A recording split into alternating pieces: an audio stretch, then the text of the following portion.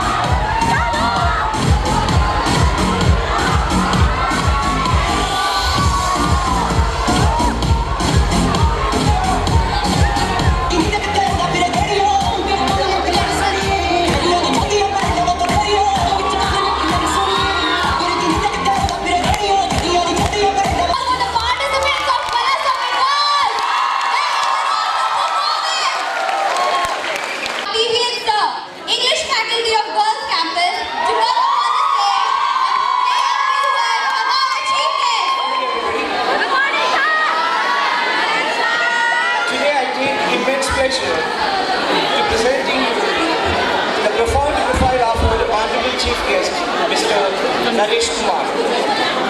Sri Naresh Kumar Origanti is an entrepreneur of international stature in the field of information technology and a philanthropist hailing from a successful business family. He was born to Srimati Sita Ratna and Sri O.S.R. Murthy on 3rd September 1968. Naresh Kumar is an engineering graduate from the Gandhi Institute of Technology and Management known as GITA, now a constituent of GITA University. He did his Masters in Business Administration in International Business Management from Andhra University. And now, he serves in different capacities as follows. He is the founder and CEO of Symbiosis Technologies, Vice President of Vizag Development Council, and he is the Vice President of IT Park Association, Rishikonda, and he is the Academic Senate member of Andhra University, and he is the Advisory Board member of Airport Authority of India, Ministry of Civil Aviation. And he is also the founder member of LV Prasad Eye Institute, Visakhapatnam. And he is Visakhapatnam Swachh Bharat Ambassador. And he is also the chairman of Tours and Travels Association of Andhra Pradesh. And he is the director of AP Chamber of Commerce. And also governing council chairman, Vignan Engineering College, Visakhapatnam. And he is also the panel member of Ease of Doing Business, Assocham, New Delhi. So the list is incredible. So, indeed, we are very fortunate to have you here with us today on this great occasion. Now, may we have the privilege of calling our chief guest, Mr. Naresh Kumar Origanti, to address the gathering. So, I humbly request you please to come on to the dais. Good morning, everybody. So, wonderful program. All of you, I think about 19 states. People from 19 states are studying in your college. Are you aware of that? Yes. That's a fantastic. You have almost a mini India or a maxi India here out in Visakhapatnam. That's incredible. I never knew that people from 20 states are studying in Vizag. Did you know that? Yes. Anyway, before me, I think 3 speakers spoke. One was your CEO, Mr. Ishwaran, right? Yes. Did you look at the contents? Yes.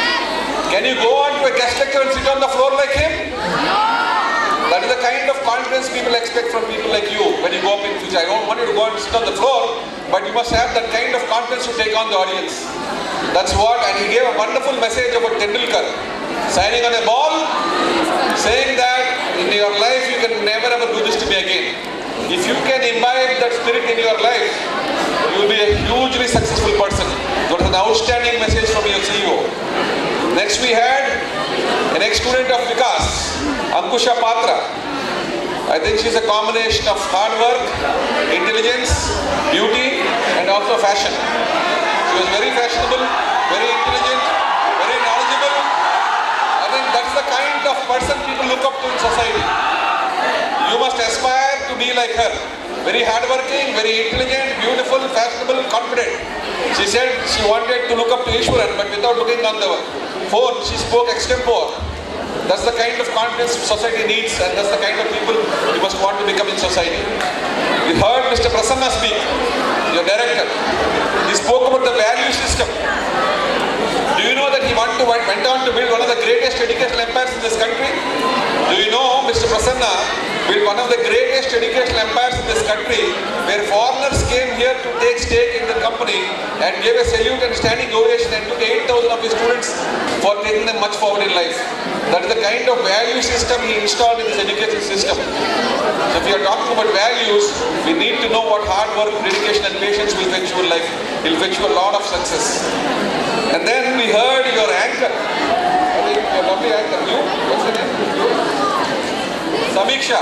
Speak about India and the greatness of India.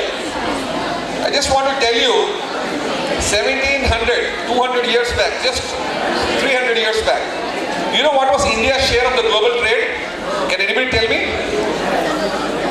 India as a country, do you know how much of the global trade India had? Anybody have any idea? Samiksha, you have any idea? Do you know how much of India was compared to the global market? Take a guess. Take a guess, anybody? It's important for you in your future. No idea?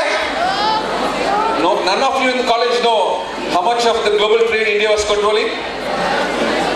Bad. Take a guess, some guess. 1%, 2%, 3%. At least do you know India's share of global trade today?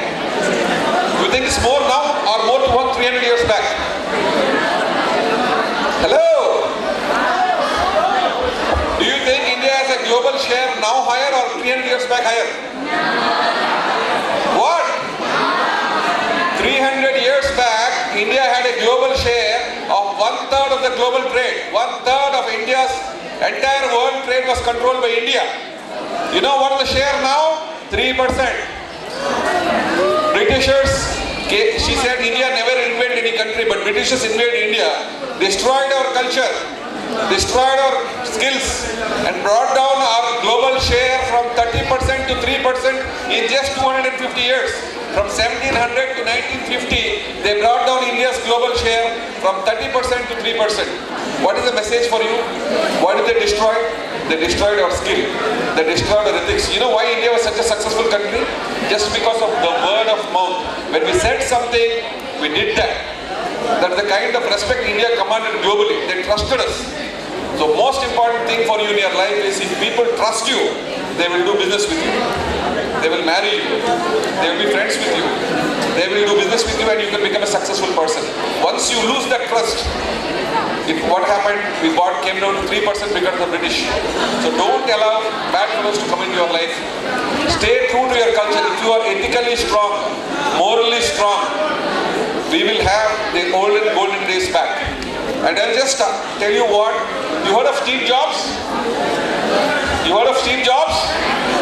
He was the founder of Apple. He was the founder of the richest company on this planet. Nobody in the world has more money than what Apple has today. He came for a graduation address in Stanford.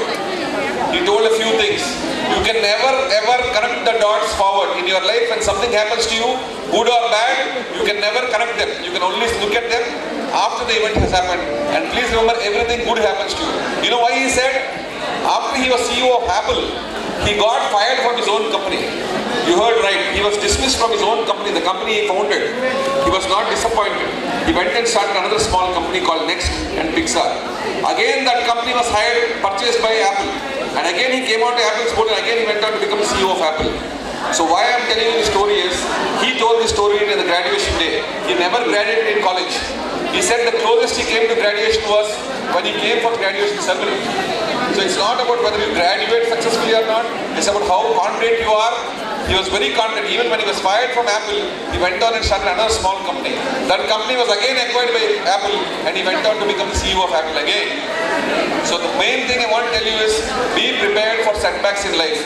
No education system in our country teaches you to deal with setbacks and failures. They are an inevitable part of your life.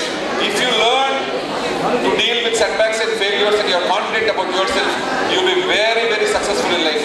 So what they don't teach you in the education system is learn to deal with setbacks in life confidently. They are only temporary phase. Everything will move on and you will be hugely successful in life. I'll give you a few examples. You know who the Home Minister of our country is? Anybody knows who's the Home Minister of this country is? Amit Shah. He was banned from Gujarat. He was asked to get out of Gujarat. He was asked not to stay in the state. He was exterminated from the state. But he went on to become the Home Minister of the country. Prime Minister Narendra Modi was refused a visa by the United States of America. Many of you will face rejection in the future. That's why I'm telling you. Later on, they invited him to the United States and the President of the United States wanted to come on to the speech he was giving. That's the kind of confidence. Even though you face rejection, one day you will face success. The Chief Minister of our state, he spent 16 months in jail, but that put him back. Came on to become the Chief Minister of the state. So why I am telling you this is, every person starting from Mr. Narendra Modi who had to face a visa rejection, to the Home Minister who was ejected out of Gujarat, to the Chief Minister who had to spend time in jail, all face setbacks. They are what they are because they learned how to deal with failure, they learned how to deal with insults, they learned how to deal with pain. The most important thing I want all of you is to learn how to deal with pain and know you will be successful one day. So don't ever, the one single message I want to give you is, don't ever get disappointed by a setback or a failure. Great success lies ahead of you. Even the Union Home Minister of State who comes from the joint Andhra Pradesh, Mr. Kishan Reddy, lost an election as an MLA. He lost as an MLA. 6 months later he became the Member of Parliament. 3 months then he became the Union Minister of State for Home. Life can change so quickly. So if you are confident, do the right things, you will be hugely successful in life. This is one thing I can say to you. As an entrepreneur, I have identified two things.